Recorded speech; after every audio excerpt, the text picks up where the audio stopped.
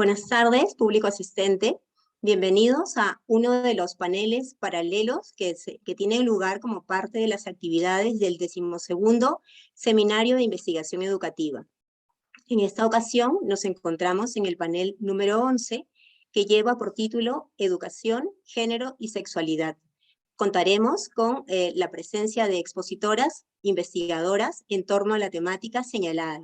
Mi nombre es Janina Bustamante, soy profesora del Departamento de Educación y los acompañaré a lo largo de los próximos 50 minutos. Permítanme, por favor, hacer las presentaciones. En este caso, vamos a observar presentaciones sobre investigaciones correspondientes a la línea o al área de investigación de ciudadanía y diversidad, la cual se trabaja transversalmente en el área de educación, también en los programas de posgrado y en los diversos grupos de investigación. Contamos esta tarde con dos destacadas profesionales que investigan sobre educación, género y sexualidad. Cada una de ellas tendrá un tiempo de 12 minutos para compartir lo que nos ha preparado. Durante el tiempo de las exposiciones, los invitamos a realizar sus preguntas, a dejarlas por escrito en el chat. Voy a presentar a nuestra primera expositora. Ella es la licenciada Andrea Rodríguez Montoya. Andrea Rodríguez es egresada de la Facultad de Psicología con mención en Psicología Clínica por la Pontificia Universidad Católica del Perú. Actualmente se desempeña como psicóloga en la ONG IAS Perú. Andrea nos ha preparado una presentación titulada de la siguiente manera: Concepciones y prácticas en sexualidad en adolescentes de quinto de secundaria de colegios privados de Lima. Adelante, Andrea. Ok. Bueno, buenas tardes con todos y todas. Ahora les voy a compartir mi presentación.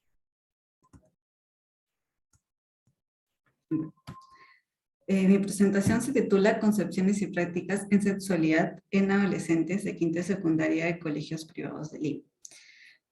Y bueno, antes de empezar, quisiera darles como una pequeña introducción de dónde parte esta investigación, ¿no? Esta investigación parte de la concepción de sexualidad y salud sexual, la cual ha ido cambiando a lo largo del tiempo. En un principio, el ser humano era visto como separado de su sociedad, la mente se veía como separada del cuerpo y la concepción de sexualidad era reducida solo a la reproducción. La concepción de salud sexual era solo ausencia de enfermedades. Sin embargo, esto ha ido cambiando ya a una visión más holística y actualmente las definiciones que tiene la OMS también se centran en algo más holístico, ¿no? La sexualidad se ve como algo integral en el desarrollo humano y la salud sexual como un derecho humano y también como un estado de bienestar total, ¿no? Ya no solo como ausencia de enfermedades. También se contempla la posibilidad de poder vivir la sexualidad de manera placentera, sin coerción y sin riesgos, ¿no? Esta concepción ha sido basada en el modelo biopsicosocial, ¿no? Que es un modelo que busca poner al centro al individuo, a su subjetividad y a su entorno, de modo que ya no ve al individuo como solo este ser biológico, sino como un ser también psicológico y que tiene un entorno que influye en él. Debido a este entorno que influye en él, en esta investigación nos hemos centrado también en los factores de ese entorno que pueden influir en las concepciones.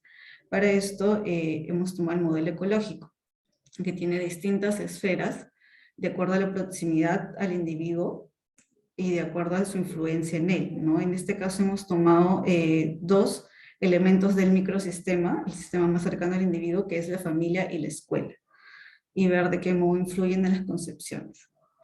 También hablando del entorno y de lo social, hemos tomado un enfoque de género, ¿no? Ya que el género también va a marcar distintas diferencias en cuanto a las concepciones de sexualidad y salud sexual, y también usualmente en los temas de sexualidad y salud sexual se posiciona como vulnerable la mujer, ¿no? Ya que por ejemplo es la que se le suele encargar la anticoncepción.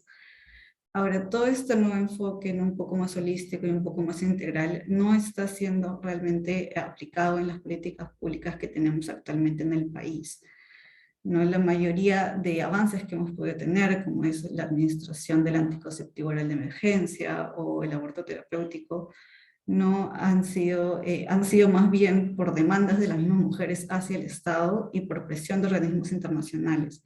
Y está habiendo incluso muchos problemas en la implementación de estas medidas. De modo que en esta investigación buscamos contribuir en esto, dándole un enfoque más cualitativo que ponga más en el centro la subjetividad del individuo.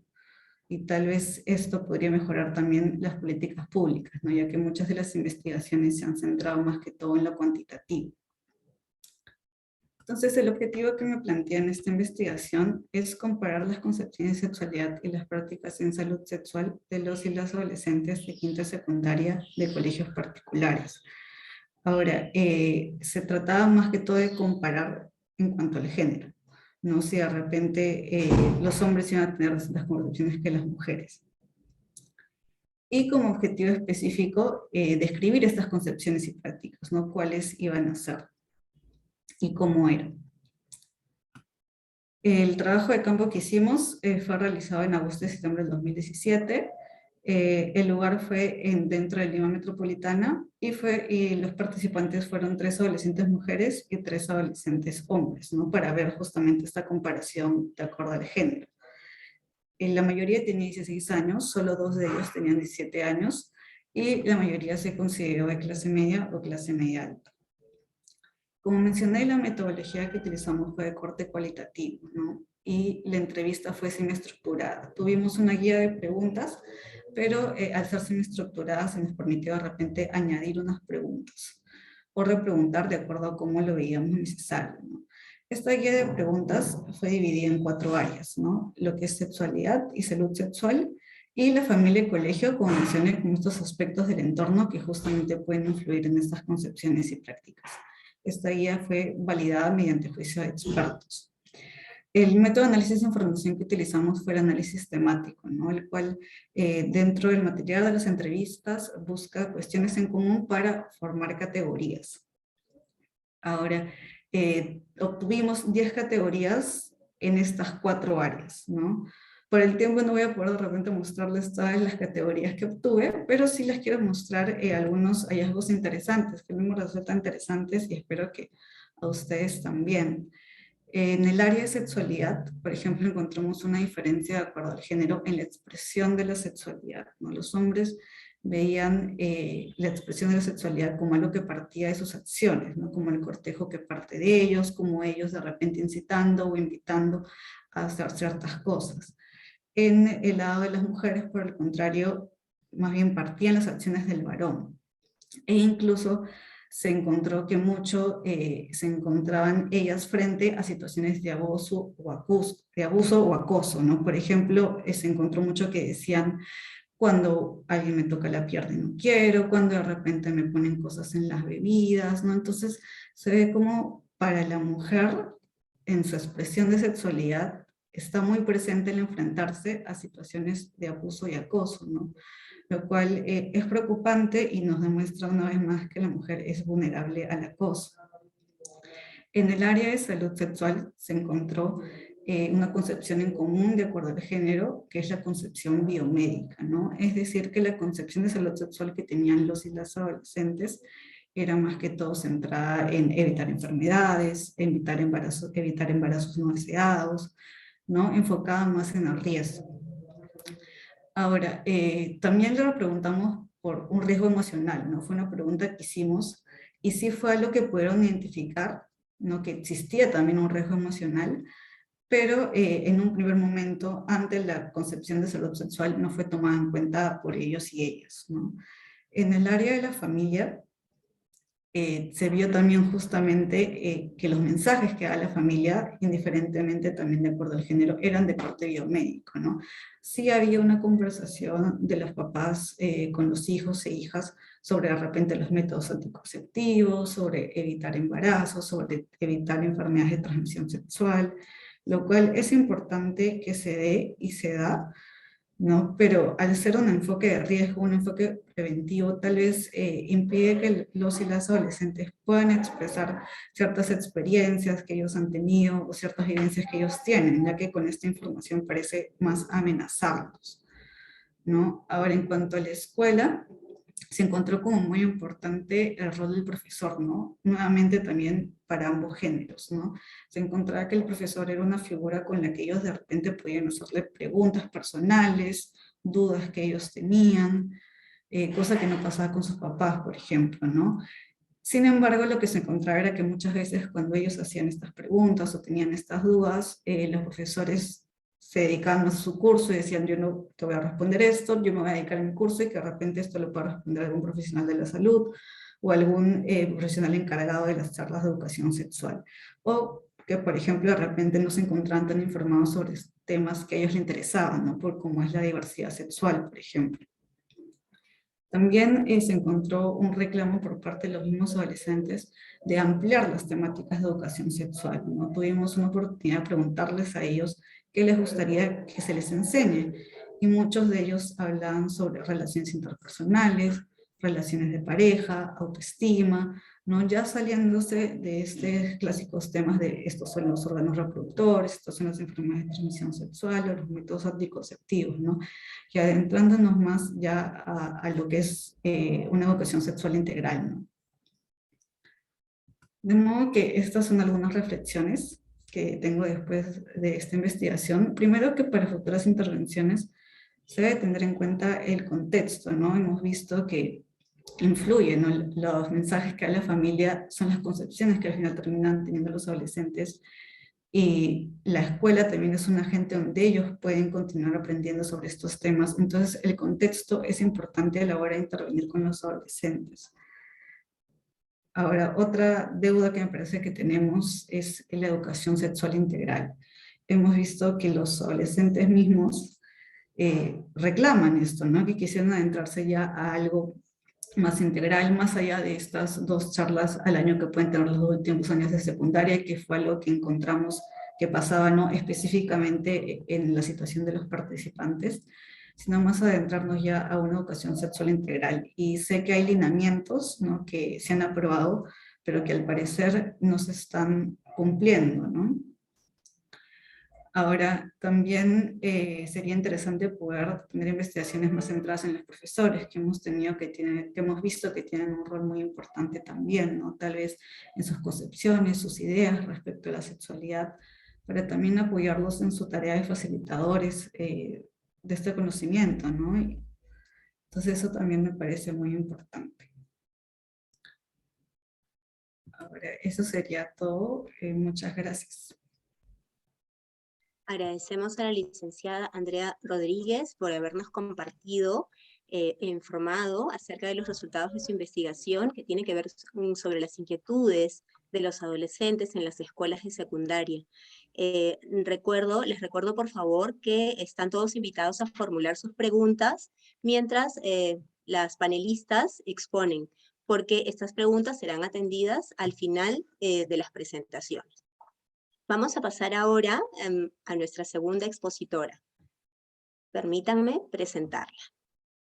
Estamos ahora con la licenciada Alison Alarcón Rojas. Ella es egresada de la Facultad de Educación con mención en Educación Inicial por la Pontificia Universidad Católica del Perú. Alison nos va a presentar una ponencia titulada Enfoque de Género en la Formación Inicial de Docentes de Educación Preescolar. Adelante, Alison. Muchísimas gracias, Janina. Voy a compartir ahora mi pantalla.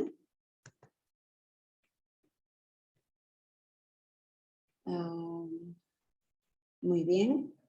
Buenas tardes a todas y todos los asistentes. Como ya mencionaron, mi nombre es Alison Alarcón, soy licenciada en Educación Inicial, y en esta oportunidad voy a presentar la investigación que realicé en 2019, titulada Enfoque de Género en la Formación Inicial de Docentes de Educación Preescolar. Esta investigación tuvo como objetivo general el analizar la transversalidad del enfoque de género en la formación inicial de docentes de educación preescolar. ¿Esto qué quiere decir? Esto quiere decir que el objetivo general fue analizar la integración del enfoque de género a cada uno de los contenidos de la malla curricular de pregrado de los docentes en formación, sobre todo de las docentes y los docentes de educación inicial. Este objetivo general se divide en 2 objetivos específicos. El primero, identificar la importancia del enfoque de género en la educación preescolar, y el segundo, identificar el abordaje del enfoque de género en la formación inicial de docentes de educación preescolar. Pero ahora, antes de ahondar más en el tema, es importante preguntarse por qué. ¿Por qué es importante hablar de enfoque de género en educación inicial? Básicamente porque como maestras, como maestros, somos conscientes que la educación está estrechamente ligada a la sociedad. No puede desprenderse de ella. Lo que sucede en aulas es un reflejo de lo que también sucede fuera de ellas. ¿Y qué es lo que actualmente vemos en la sociedad? Vemos, entre muchas cosas, un trato desigual entre las personas, un trato diferenciado entre personas, sobre todo en este caso hombres y mujeres. Y eso se remonta a la infancia, entre los procesos de socialización propios de la niñez y entre los espacios donde los niños y niñas socializan se encuentra la escuela, sobre todo el nivel inicial, que viene a ser como la primera etapa de la educación básica regular. En las aulas de clase, mediante la interacción, el trato con los pares, ¿no? Otros niños, otras niñas, con lo que traen de casa, con las maestras, etcétera, y demás miembros de la comunidad educativa, se pueden promover algunos estereotipos de género, y estos estereotipos de género polarizados perjudican de manera considerable el óptimo desarrollo de los niños y niñas, encasillándolos en diferentes roles que pues a la larga afecta también, como acabamos de mencionar, su desarrollo. Y ahora, también es importante hablar del enfoque de género en educación inicial por el hecho de que el abordar este enfoque interpela. ¿Interpela a quiénes? A los miembros de la comunidad educativa. Su abordaje involucra cambios en la organización escolar, en los contenidos curriculares, en los recursos educativos, como por ejemplo los materiales que utilizamos en aula, la decoración del aula, los cantos, los cuentos, etcétera, etcétera. Y sobre todo en la formación del profesorado. Y con este último punto voy a por qué es importante hablar del enfoque de género en la formación inicial de docentes. Más allá de, para poner en práctica lo que el Minedu propone y lo que otras políticas públicas también proponen, es importante porque nos ayuda a cuestionar nuestro rol docente. Nos cuestiona cuál es nuestra posición frente a tantos niños y niñas en un salón que provienen de diferentes contextos, de diferentes realidades, que tienen diferentes intereses, objetivos, metas y mentalidades. ¿Y cómo es que nosotros podemos adquirir herramientas y aprender metodologías nuevas para poder enfrentar los desafíos que se den en las aulas de clase? En la actualidad, el enfoque de género y su abordaje ya representa un desafío para nosotras como maestras y maestros, y es nuestra responsabilidad tener en cuenta cómo podemos aplicarlo en nuestras aulas de clase y para eso prepararnos. Es entonces que, para poder entrar a ese tema, acabamos de revisar un montón de palabras como enfoque de género y demás. Vamos a delimitar algunos conceptos para tener claro a qué nos estamos refiriendo cuando hablamos de género y enfoque de género. Coloquialmente, las palabras género y sexo suelen vincularse, haciendo pasar a una como sinónimo de la otra. No obstante, esta no es una observación certera, ya que, por un lado, el género viene a ser las construcciones sociales de roles y características y componentes de identidad, que pueden cambiar, pueden transformarse según el tiempo, espacio y los procesos de socialización. Y por otro lado está el sexo, que vienen a ser características físicas, fisiológicas, biológicas de los cuerpos de las personas. Ahora, si bien es cierto que género y sexo están relacionados en el sentido de que los roles de género son asociados, asignados por la sociedad a cada uno de sus miembros según sus características físicas y el sexo asignado al nacer, no llegan a ser exactamente lo mismo. Y por último, ¿qué es el enfoque de género? El enfoque de género viene a ser una herramienta de vital importancia, una herramienta crucial para la formulación de medidas y políticas públicas vinculadas al tema, con el objetivo de precisamente disminuir esta brecha, ese trato asimétrico entre personas. En el Perú, en nuestro país, el enfoque de género en la educación forma parte de los 7 enfoques transversales para el desarrollo del perfil de egreso de las y los estudiantes de educación básica regular, el cual ha sido propuesto por el Ministerio de Educación en el 2017, precisamente, como les comento, como una respuesta a la problemática existente en nuestro país.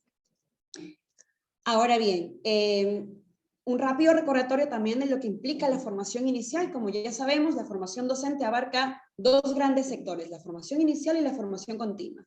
La formación inicial viene a ser definida como ese proceso mediante el cual se forma, se educa, se perfila a los futuros docentes, a las futuras docentes de nuestra comunidad, brindándoles información, herramientas, estrategias que les permita precisamente estar preparados y preparadas para las vicisitudes que puedan encontrarse en las aulas de clase. Y después de esta formación inicial viene la formación continua, que pues viene a ser la formación que parte del interés ya del maestro, de la maestra en actualizarse y mantenerse al tanto, ¿no?, de las nuevas informaciones que pueden haber sobre nuestro tema. Nos vamos a centrar en esta oportunidad en la formación inicial. Ahora, la formación inicial en nuestro país tiene dos sistemas. El primero es la formación inicial de docentes de preescolar universitaria, el cual, cuyas orientaciones curriculares están reguladas por la ley universitaria y donde la currícula que cada universidad particular o privada lleva, se imparte según el interés de cada universidad y según los objetivos que cada una de estas tenga. Y en segundo lugar está la formación inicial de docentes de preescolar en institutos y escuelas de educación superior pedagógicos, también conocidos como IESP. Ese sistema de formación inicial está regulada por el Diseño Curricular Básico Nacional, o el DCBN, y en este sí se explicita la aplicación de los enfoques transversales planteados en la formación inicial docente, sobre todo en dos materias llamadas Desarrollo Profesional 2 y Escuela, Familia y Comunidad. Entonces podemos ver que la formación inicial se lleva tanto en universidades como en escuelas e institutos de educación superior, y que en las universidades puede variar, puede llevarse o no, depende del interés de cada universidad, pero en la segunda sí, y se mencionan estos dos cursos específicos. Ahora, acabamos de ver ya la definición de género, enfoque de género, formación inicial, hemos visto por qué es importante, pero ahora, ¿cómo se materializa? ¿Cómo es que se hace visible una situación observable dentro de las aulas de clase, sobre todo en el nivel educativo inicial? Ahora vamos a ver cómo los roles de género afectan a los agentes educativos. Y para este dividió dos grupos grandes, la plana docente y el cuerpo estudiantil. Empecemos con la plana docente y veamos cómo es que afectan, en primer lugar, a las maestras de preescolar. Para eso, invito a los colegas, a las colegas presentes, que piensen en sus otros colegas que pertenecen al nivel educativo inicial. Y podremos notar fácilmente una hegemonía femenina. La gran mayoría, por no decir todas, las personas que componen la plana docente del área inicial son mujeres, ¿no? Y es que hay estereotipos que llevan a las personas a pensar, en primer lugar, que la carrera de educación en general es una carrera para mujeres y que la carrera de educación inicial precisamente es aún más para mujeres, y es que lo ven también como una extensión del instinto materno. Entonces, es uno de los motivos por los cuales en su mayoría podemos ver mujeres componiendo la plana docente del nivel educativo inicial. Ahora, otra forma en la que estos roles de género se afectan es las maestras de preescolar, es en cuanto al término del uso del Miss, señorita, que si bien es cierto, puede inspirar ternura, es una manera muy sencilla de nuestros niños y niñas de referirse a nosotras, infantiliza hasta cierto punto nuestro rol de maestras, ignora características que nosotras maestras podemos tener, como por ejemplo nuestra condición profesional, nuestro estatus civil, nuestra edad, etc. El término de Miss, señorita, también está asociado con este ámbito más hogareño, ¿no? Y lo cual lleva, a su vez, a lo que acabo de mencionar, una infantilización social de nuestro rol docente, cosa que no pasa con los maestros. A los maestros, sea el nivel al que pertenezcan, siempre se les van a llamar profesores, señores, etc. Pero, si bien esto no afecta a los maestros de educación inicial, hay otro aspecto que sí les afecta. Y ahora vamos a ver cuál. Como mencioné, la educación, sobre todo la educación inicial, suele estar vinculada a ser una carrera, entre comillas, muchas comillas, de mujeres. Por lo tanto, cuando un varón se muestra interesado en esta carrera de educación inicial, salen dos posturas. La primera es, se cuestiona su masculinidad y su rol como varón, entre comillas, y también se le pone en una posición de potencial peligro para los niños y niñas. Dejo esa idea ahí para que podamos reflexionar sobre ese punto. Y pasamos con cómo los roles de género afectan al cuerpo estudiantil. Como mencioné previamente, los roles de género vienen a ser asignados por la sociedad a cada una de las personas según sus características físicas. Y pues se ve eso desde la niñez. Y es así como en la escuela, quizás incluso sin intención, pero suele darse, los niños vienen a ser separados y señalados como personitas fuertes, agresivas, problemáticos, actividad más física, que les gusta correr, jugar un poco más brusco quizás, mientras que las niñas son descritas con cualidades como, por ejemplo, más tranquilas, más pacíficas, más calmadas, y se marca esta polaridad entre niños y niñas. Y esto se da mediante la interacción, como dije, mediante la interacción de las maestras con sus estudiantes, mediante el juego, mediante los materiales, los recursos por los cuales se pueden transmitir mensajes de estereotipos de género, ya que son canales de comunicación como tal, y también mediante el uso del lenguaje. Yo sé que está muy normalizado que para referirse a un grupo de personas diverso se utiliza el término masculino como término genérico. No obstante, en las aulas de clase hay que tener en cuenta que hacer esto invisibiliza a las niñas presentes. Basta que en un grupo, por ejemplo, de 5 niñas, ingrese un niño para automáticamente referirse a todo el grupo como hola a todos, juguemos todos juntos, etcétera, etcétera. Cosa que no pasa cuando, por ejemplo, en un grupo de 5 niños entra una niña. Igual vas a referirte a ellos como todos, juguemos juntos, etcétera, etcétera. Eso quiere decir que la presencia de las niñas no afecta a cómo te diriges a ese grupo en general. Ahora bien, pasamos con las conclusiones para cerrar este tema. Como mencioné desde el inicio, la sociedad está ligada a la educación. Lo que sucede en las aulas es un reflejo de lo que sucede afuera.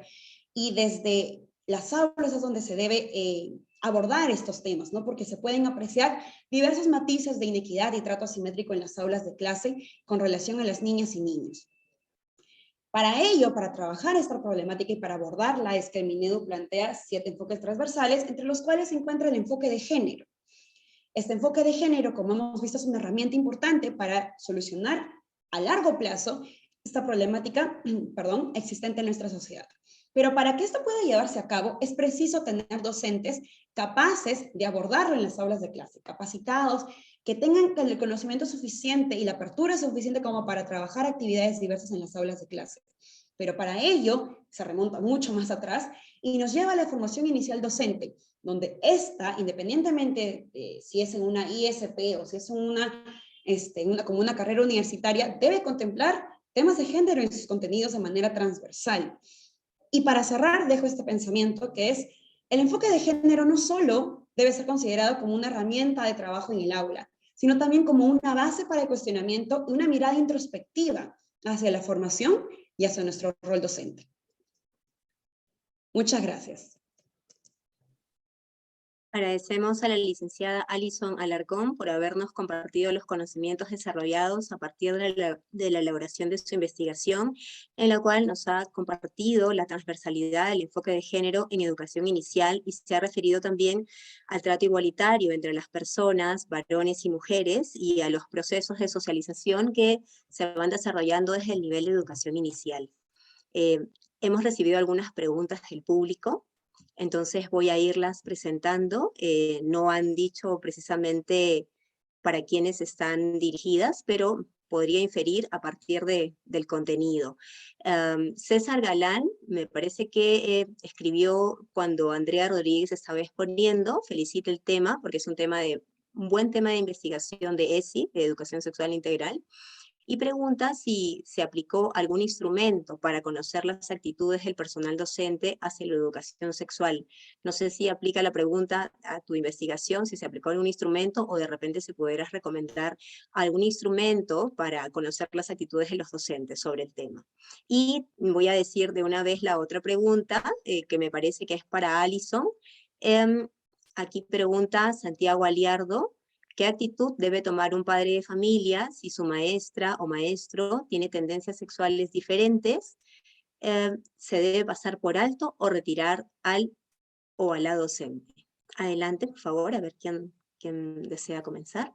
Sí, a ver, en el caso de las actitudes, si apliqué algún instrumento para conocer las actitudes del personal docente, la verdad que no, porque mi investigación también se centró en el tema cualitativo, no tanto en un instrumento cuantitativo.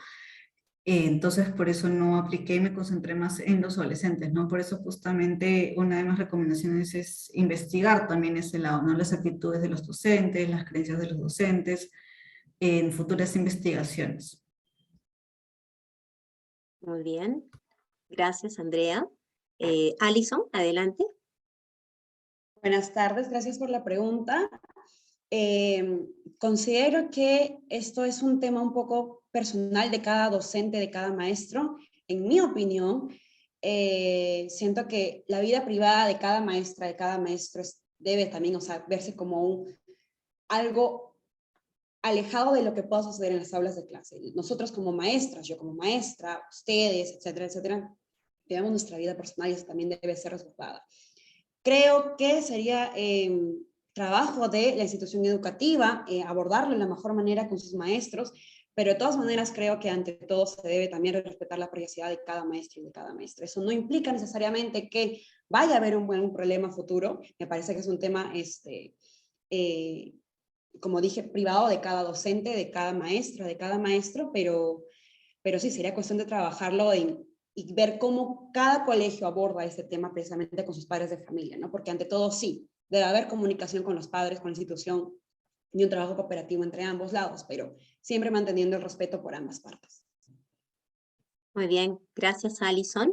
Aquí llegan más preguntas. Nuevamente, César Galán consulta, ¿no? ¿Considera usted que los padres de familia deben decidir que sus hijos e hijas reciban educación sexual integral? Me imagino en las escuelas. Y hay otra pregunta, creo que ambas son para las dos. ¿Cómo plantear el enfoque de género con los estudiantes si el recurso humano docente aún no está capacitado al respecto? Es una pregunta de Alberto León. Adelante. Sí, imagino que la S sería, para mí, bueno, considero que los niños y niñas tienen derecho a tener una educación sexual integral, ¿no? Y como padres o como madres, tal vez no tenemos como ese poder de irrumpir en ese derecho, ¿no? Entonces creo que más bien es algo que deberíamos darles, ¿no? Más allá de la opinión de cada padre o madre, ¿no? Porque es un derecho del mismo niño o niña. Ahora, en el caso, justamente es algo que encontré en investigación, ¿no? Que de repente los docentes no están capacitados para temas que los mismos adolescentes sí querían aprender o sí estaban dispuestos a conocer más sobre esto, ¿no? Entonces, justamente creo que es un trabajo en conjunto, ¿no? No solo el enfoque de género con los estudiantes, sino también el enfoque de género con los docentes, ¿no? Y que sea parte, por ejemplo, de su formación incluso dentro de las universidades, ¿no? Que es algo que también yo vi en investigación, que tal vez no hay mucho enfoque de género dentro de la formación universitaria misma, ¿no? Entonces, es importante también por ese lado ir avanzando en ambos aspectos, ¿no? Muy bien, gracias Andrea. Alison, adelante. Sí, de hecho sí, concuerdo con lo que Andrea menciona, es un poco complejo trabajar este tema con los niños y niñas, sobre todo cuando los maestros no han sido capacitados para ese tema, pero precisamente es que se trata de abogar por este punto, ¿no? De que se trate de que desde la formación inicial o incluso de la formación continua, que también en este caso ya depende del interés de cada maestro y cada maestra, viendo la necesidad de sus niños y niñas, de capacitarse por ese punto y de investigar. Y también creo que deberían brindarles esa facilidad a los maestros, una capacitación constante, ya sea partiendo de la institución educativa como tal o desde el mismo, las mismas coordinaciones, UGELes y demás. Muy bien. Hay una réplica muy interesante del señor Santiago Aliardo sobre la pregunta que hizo hace un momento y que abordó Alison. Él no está de acuerdo con la respuesta porque, bueno, no es para replicar, sino la quiero también hacer pública. Es una respuesta que no le convence porque es necesario elaborar estrategias para solucionar situaciones como la que planteó, ya que actualmente no hay nada privado que tenga implicancia en la formación de los niños, que difícilmente, creo que quiere decir, se respeta la privacidad, ¿no? No es necesario responder, replicar, pero sí me parecía importante comentar lo que él ha escrito. Luego hay una pregunta de Gladys Padilla sobre las clases virtuales. Dice que es muy difícil tocar este tema a través de las clases virtuales con los adolescentes. ¿Qué les recomendarían hacer?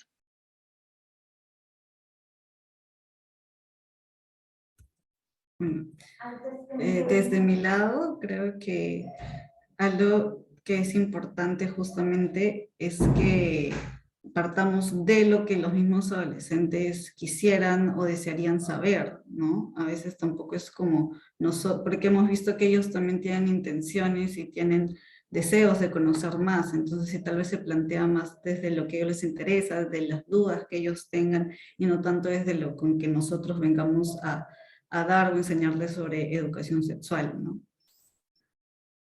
Muy bien. Por ahí. Sí, A ver, en Alison. cuanto a, sí, disculpa, en cuanto a género, por ejemplo, en el área de educación inicial, hay que tener en cuenta que se trabaja de manera transversal. No quiere decir que, por ejemplo, voy a hacer una clase sobre género, o sea, y presentarles conceptos súper complicados a nuestros niños y niñas que aún están en pensamiento concreto y que quizás aún no llegan a ese nivel de pensamiento. Pero lo que se puede hacer son actividades constantes, ¿no? Por ejemplo, mostrar ejemplos referentes de cuando quieren hablar, por ejemplo, de profesiones, ¿no? Tal vez cuando uno muestra una imagen de quienes trabajan en el hospital, siempre muestran un doctor y una enfermera, ¿no? Un jefe y una secretaria.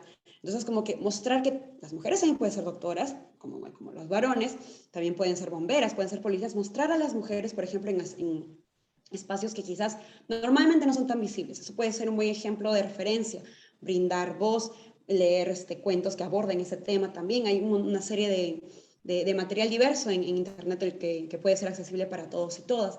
Y eso es una manera de comenzar poco a poco a trabajar ese tema de equidad en aulas, en ese contexto de virtualidad. Gracias, Alison. Para ir cerrando, voy a comentar una idea que nos ha compartido el señor César Galán, que dice que en su institución educativa, San Pedro, en Sechura, se vienen desarrollando experiencias de aprendizaje en todas las áreas curriculares con la ESI y embarazo adolescente, donde se interactúa por WhatsApp. No sé si desean comentar al respecto para ir cerrando ya que nos están contando estas iniciativas que se van concretando en las diversas instituciones educativas. Muy bien. Siguen llegando aquí, hay otra, a ver. Sí, se ha generado un debate, ¿no? Se ha generado un debate acá en el chat sobre la problemática que se presentó hace unos momentos y se están refiriendo al respetar la individualidad y privacidad de los docentes que estarían cuestionados, ¿no? Y desde la gestión de la convivencia, al emerger ese tipo de situación, hay muchas dimensiones a tomar en cuenta, precisamente por lo que decía Alison, que es un tema sumamente delicado. Muy bien. Entonces, estamos justo en el tiempo. Yo les agradezco. Siguen llegando las preguntas, pero tenemos que cerrar. Es un tema que definitivamente interesa a nuestra sociedad porque tiene que ver con todas las personas, ¿no? Y entonces llama mucho la atención, genera polémica, genera debate. Les agradecemos a Alison y a Andrea, Alison Alarcón y Andrea Rodríguez, el haber compartido estas experiencias de investigación en este panel sobre educación, género y sexualidad. Muchísimas gracias a todos los asistentes por habernos acompañado y también por habernos comunicado las preguntas. Me despido de todos ustedes, nos despedimos y los invitamos a continuar participando en los siguientes paneles paralelos y en todas las actividades que continúan a lo largo de esta semana en el 12º Seminario de Investigación Educativa. Muchísimas gracias a todos. Hasta luego.